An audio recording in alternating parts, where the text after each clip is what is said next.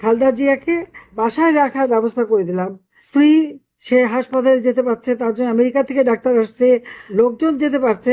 কিন্তু বিএনপি লোক বলবে কি, তাকে হাউস অ্যারেস্ট করে রেখেছে। হাউস অ্যারেস্ট করাটা কি? হাউস অ্যারেস্ট তো আমি ছিলাম কয়বার।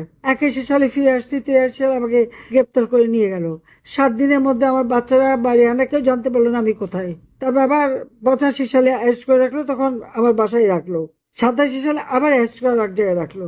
ডিজিএফআর অফিসে নিয়ে গেল, 83 সালে আমার ইন্টারোগেশন করবে। আমি তো হচ্ছে ওই দিনই বোধহয় মেরে ফেলে দেবে। আমরা তো তা করিনি।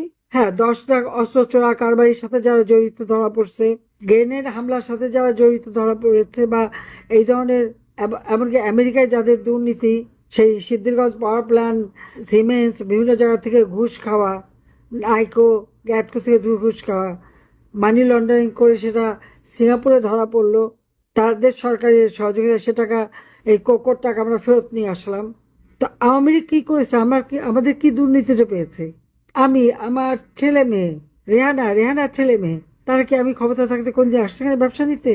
কোনদিন আসছে কিছু করতে? তারা নিজেরা লেখাপড়া শিখছে, তারা একটা পড়াশোনা করছে, চাকরি করছে, তাদের স্টুডেন্ট লোন শোধ করছে, তারপর আবার তারা পড়াশোনা করে চাকরি করে কাজ করে খায়। প্রত্যেকের চাকরির জায়গায় মিথ্যা মামলা, মিথ্যা কথা বলে। দুর্নীতি দমন কমিশন থেকে সব জায়গায় চিঠি যাচ্ছে যে তাদের বিরুদ্ধে 4টা মামলা আছে। ব্যাংকে চিঠি যাচ্ছে, সমস্ত ব্যাংক ফ্রিজ করে দেওয়া। আর বিদেশে যারা আছে তাদেরও চিঠি পাঠাচ্ছে।